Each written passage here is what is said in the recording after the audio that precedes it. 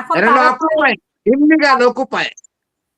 তারা তো ট্রাম্পকে এখন সাপোর্ট করতেছে না, তারা তো কিয়ার স্টারমার তো স্পষ্টভাবে বলে দিছে তারা এখন নাই। না আরে স্কেয়ারমার বলো, কিন্তু স্কেয়ারমার বলো, আসলে একা হয়ে যাবে কিনা বলো, বলা কি তো, বলা তো কোনো শেষ না। উনি ঘাঁটি ইউজ করতে দিলে কেন? ঘাঁটি ইউজ করতে Why the Prime Minister of Britain allowed America to use their military base? কেন দিল? একদিকে ঘাঁটি ইউজ করতে দিয়েছে, আরেকদিকে বলছে যে সাপোর্ট করবে না। কিন্তু এইটাতে কি আপনার মনে হয় শেষ পর্যন্ত এই হামলার বা সংঘাতে আমেরিকা আর ইসরায়েল একা হয়ে পড়ছে? ব্রিটেন আসা আর না আসা, ফ্রান্স আসা আর না আসা, বা অন্য কোনো ইউরোপের জার্মানি আসা আর না আসা আমেরিকার পক্ষে এখন কোনো ম্যাটারই করে না। তো একা পারবে, মানে যুক্তরাষ্ট্র আর কতদিন নড়তে পারবে আপনার মনে হয়? পারবে না, বললাম তো পারবে না। এবং শুধু তাই না, ডোনাল্ড ট্রাম্পের রাজনৈতিক জীবন, যেদিন ইরান আক্রমণ করেছে সেদিন এই বান্দা, আমি একজন সাধারণ মানুষ, as a very ordinary person, আমি একটা কমেন্ট করছিলাম যে এই আক্রমণ, আমেরিকার এই আক্রমণ ইরানিদের উপরে, ডোনাল্ড ট্রাম্পের সারা জীবনের রাজনীতি সবকিছু শেষ হয়ে গেল। ডোনাল্ড ট্রাম্পকে ক্ষমতা থেকে যেদিন চলে যাবেন, তাকে সারা জীবন দুর্বিষহ জীবন যাপন করতে হবে এই অপরাধে। জি। এখন আপনার আমরা শেষের দিকে আপনার কাছে, মানে ইরানের থেকে তো বলা হয়েছে যে ইরানের পররাষ্ট্র মুখপাত্র যিনি বলেছেন, উনি বলছেন যে যুক্তরাষ্ট্র শুরু করেছে, যুক্তরাষ্ট্রই থামবে। সো আমরা কিন্তু থামবো না, এবং তাদের একের পর এক কবর খোঁড়া শুরু হয়ে গেছে। না, ইরান থামবে না। আরেকটা জিনিস, ইরান আরেকটা জিনিস ডেভেলপ করছে। আগে তো ইসরায়েলিরা শেল্টারে গিয়ে পড়ে থাকতো, আপনি মিসাইল অ্যাটাক করলে শেল্টারে গিয়ে পালাতো। এখন কিন্তু সেটাও নাই, শেল্টারের ভিতরে অ্যাটাক করে বসছে। আপনার দিয়ে অ্যাটাক করেছে, মিসাইল দিয়ে, হাইপারসোনিক মিসাইল, হাইপারসোনিকের উপরে আরেকটা ফেস, এটা আরেকটা ভার্সন, আরো আপ টু ডেট ভার্সন, সেটা শেল্টারের ভিতরে আক্রমণ করছে ইসরায়েলে গিয়ে। আচ্ছা, ইরানি মিসাইল। আপনার কাছে, মানে আপনার কাছে একটু একটা বিষয় শুনতে চাই যে এখন মধ্যপ্রাচ্য বা বিভিন্ন দেশ তো অনুরোধ করতেছে যে এটা থামানোর জন্য, বা বিভিন্ন দেশ থেকে অনুরোধ আসতেছে যে এটা থামানোর জন্য। তো থামবে, ইরান থামবে, ইরান তার ক্ষয়ক্ষতি দাবি করবে জাতিসংঘের মাধ্যমে আমেরিকার কাছে এবং ইসরায়েলের কাছে ক্ষয়ক্ষতি। কারণ ইরান তো আক্রমণ করে নাই, প্রথম আক্রমণ করেছে আমেরিকা এবং ইসরায়েল। ক্ষতিপূরণ দিতে হবে এবং তাদের নেতাদেরকে যে মারছে এটার বিচার হবে অন্যায়ভাবে। তাদের সর্বোচ্চ নেতাকে মারছে, তাদের মিলিটারি হাইয়েস্ট মিলিটারি পার্সোনালসদেরকে মারছে, এটার বিচার হবে। আরেকটি সর্বোপরি যে ডিল তারা করতে চায়, নিউক্লিয়ার ডিল, এই ডিলে ইরান রাজি হবে না। Iran will be at free and Iran will be at liberty to produce their nuclear power at any range. There will be no restriction from America or any other superpower on Iran to produce their nuclear power. They will be at liberty to promote their nuclear program up to the level whatever they like. So ইরানের ক্ষতিপূরণ ছাড়া Iran এটা stop করবে না, ইরানকে যতই বলা হোক না কেন। এখন না, ইরান স্টপ করবে না। এই যুদ্ধে একদম শিক্ষা হবে, আমি বলে দিলাম। আমেরিকার শিক্ষা হবে এবং ইসরায়েল জনমের শিক্ষা পাবে। ইসরায়েলকে আবারও বলে, ইসরায়েলকে কম হলেও ইরান থেকে 2 থেকে 2,500 মিসাইল ফেস করতে হবে যুদ্ধ যদি কন্টিনিউ করে। তাহলে এই ইসরায়েল যে ছোট্ট দেশ, 2 থেকে 2,500 মিসাইল ফেস করার স্পেসই তো নাই, টেরিটোরিয়াল স্পেসই তো এদের নাই। আমি স্পেসিফিক্যালি কথাগুলো বললাম। I am not talking with emotion.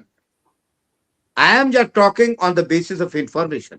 Israel যে ছোট রাষ্ট্র, সেখানে 2 থেকে 2,500 যদি মারা হয় মিসাইল, ইরান যদি মারে, তাহলে এটা জায়গায় তো নাই, এটা ভূমিষ্যৎ হয়ে যাবে ইসরায়েল।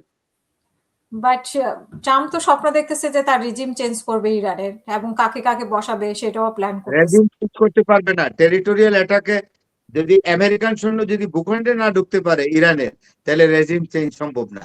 ওই দূরে থেকে এয়ারক্রাফট ক্যারিয়ার দিয়ে আপনার অ্যাটাক করে বা ওই এয়ার স্ট্রাইকিং করে আপনার তো ভূমিতে না আসতে পারলে তো আপনি সরাবেন কেমন করে সরকারকে? দূরে থেকে সরানোর কোনো উপায় নাই, সরকার থাকবেই।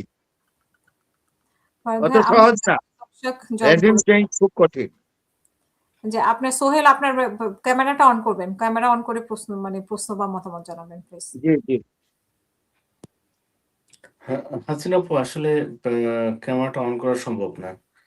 আ আ আমার আপনি তো আগে ক্যামেরা কিছুটা অন করতেন, একটু করেন। আপনি তো সোহেল ওই যে আমাদের সাথে যে জয়েন করেন উনিই তো নাকি? জি, জি, জি। তো আমি আপনি আসলে ক্যামেরা অন করেন না কেন? ক্যামেরা অন না করলে আচ্ছা তো আমি বলেন, কার সঙ্গে কথা বলেন। বলবো বলেন? দেখতে হবে না? না আমরা উনি আমাদের পুরাতন অতিথি। জি বলেন। সমস্যা কি? সমস্যা কি? আমি তার নাম জানি, আমি তাকে পছন্দও করি, ভালোবাসি। হ্যাঁ, হ্যাঁ, উনি ভালো, ভালো প্রশ্ন করে। আমার মনে হয় এমন হ্যাঁ, কোন সেই প্রশ্ন জন্যই তো আছে। বলি। তাহলে আপনি ক্যামেরা অন করে প্রশ্ন করেন। কোন সমস্যা নাই আপনার। এত ভয় কেন? আ আসলে আমি আসলে কি বলা যায়?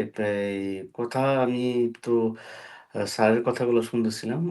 উনি তো ইরানকে অনেক ভালোবাসে। আমি উনাকে অনেক শ্রদ্ধা করি। হ্যাঁ, তোমার আর আমি খুব পছন্দ করি, বলো। তারপরেও বলেন। বলো, তুমি যদি ক্যামেরা অন করতে না চাও, বলো। এমনিতেই বলো। জি প্রশ্ন করো। বলেন। হ্যাঁ, আমি স্যারকে আ কোয়েশ্চেন করতেছি এটাই স্যার ইরানকে অনেক ভালোবাসে। এটা আমি উনার পা যতগুলো প্রোগ্রাম আছে যেখানেই উনি আ অ্যাটেন্ড করে আমি ওখানে থাকার চেষ্টা করি এবং ধন্যবাদ। আ হুম, উনার কথাগুলো আমি শুনি। প্রশ্নটা করো, প্রশ্নটা করো, প্রশ্নটা করো। আমরা শেষ করব। প্রশ্নটা এখন হচ্ছে ইরানের যে পরিস্থিতি সব মিলে ইরান কি আ মানে পেরে উঠবে নাকি?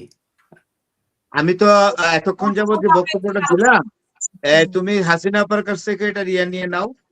লিঙ্কটা নিয়ে তুমি দেখো। আমি যা বললাম, আমি কিন্তু I have clarified হ্যাঁ, all the এতক্ষণ তো position of সেটাই আলোচনা Iran, করেছি। ইরানের America সামরিক and সক্ষমতা। Israel. So you will get the total picture. হুম। এতক্ষণ তো সেটাই আলোচনা করেছি। ইরানের সক্ষমতা আমি আছে একদম এবং টোটাল পয়েন্ট ধরে ধরে কিন্তু আলোচনা করেছি। হুম, সুতরাং এখানে আর অল্প সময়ের মধ্যে আমি খুব একটা বাকি রাখি নাই কিছু। What will be the position of Iran in future? What will be the position of America and Israel? It has been clarified through my interview. অনেক ধন্যবাদ ফরাদ ভাই আমাদের সাথে যুক্ত হওয়ার জন্য। Thank আমরা you. ইনশাআল্লাহ আবার কালকেও হয়তো আমরা করব। আপনার যদি সমস্যা না থাকে আমরা কালকে এই সময় আবারও আপনার সাথে আমরা যুক্ত হব। ইনশাআল্লাহ, জি। ইনশাআল্লাহ। সে ফি পর্যন্ত আমানিল্লাহ। আর এবং আরেকটা জিনিস জানাই দেই, হাসিনা আপা, জি, আমার এই WhatsApp অ্যাকাউন্ট হ্যাক করেছে হ্যাক হয়েছে। এবং টাকা চাচ্ছে। হ্যাঁ। আপনি এই এখানে আপনার শোতে বলে দিলাম আপনাদেরকে আরকি। শুনে মানে আপনারা জেনে রাখেন যে উনার Facebook অ্যাকাউন্ট মানে WhatsApp অ্যাকাউন্ট হ্যাক হয়েছে। আমার কাছেও টাকা চাইছিল যে একদিনের জন্য টাকা দেন। আসলে এরকম এখন প্রায় হচ্ছে। আজকে আমি ২ টা রিসিভ করেছি বাংলাদেশ থেকে যে একজনের জন্য ফরাদ ভাইয়ের জন্য ৩০,০০০ চেয়েছে WhatsApp এ, আরেকজনের জন্য ৩৫,০০০ চেয়েছে। তো এরকম আপনাদের সবারই নিশ্চয়ই অভিজ্ঞতা আছে। তো ফরাদ ভাইয়ের সাথে যারা যোগাযোগ করেন, তারা সাবধানে থাকবেন যে উনার WhatsApp হ্যাক হয়েছে এবং সবার কাছে টাকা চাচ্ছে। তো সেই ব্যাপারে সবাই সতর্ক থাকবেন। ফরাদ ভাই আপনি হ্যাঁ, কিছু বলবেন এই ব্যাপারে? না আর কিছু না। তবে একটি কথা, কোন এই প্রতারকদের কথায় যেন আমার নামে টাকা কেউ না পাঠায়, হইলো ১। ২ নম্বর হইলো আমি ইরান জাতিকে অত্যন্ত ভালোবাসি। আ ইরান আমি ইরান জাতির শুভকামনা করি। ইরান একটি অত্যন্ত সভ্য জাতি। ইরানীদের কাছ থেকে আমরা অনেক কিছু শিখেছি। যেমন ভারতবর্ষে পাকিস্তান থেকে বাংলাদেশ পর্যন্ত এই যে আমরা কুরমা পোলাও খাই, তারপরে আপনার বিরিয়ানি খাই, কাচ্চি বিরিয়ানি খাই, সবকিছু ইরান থেকে আসা। ফিরনি খাই, সব ইরানি খাবার, পোশাক-আশাক। Iran is a country wonderfully contributed in different prolific areas, not only in also in the territory of Iran, but also in the subcontinent. Farhad জি, ভাই জি। ইরানের আপনি যে সুন্দর ড্রেস পরে রাখছেন, এমব্রয়ডারি ড্রেস পরেন। হুম। আপনারা এমব্রয়ডারি শাড়িতে এমব্রয়ডারি করেন, থ্রি পিসে করেন। এগুলো ইরান থেকে আসা। ভারতের সম্রাজ্ঞী ভারতবর্ষের সম্রাজ্ঞী নূরজাহান ইরানি ছিলেন। উনার বাড়ি ছিল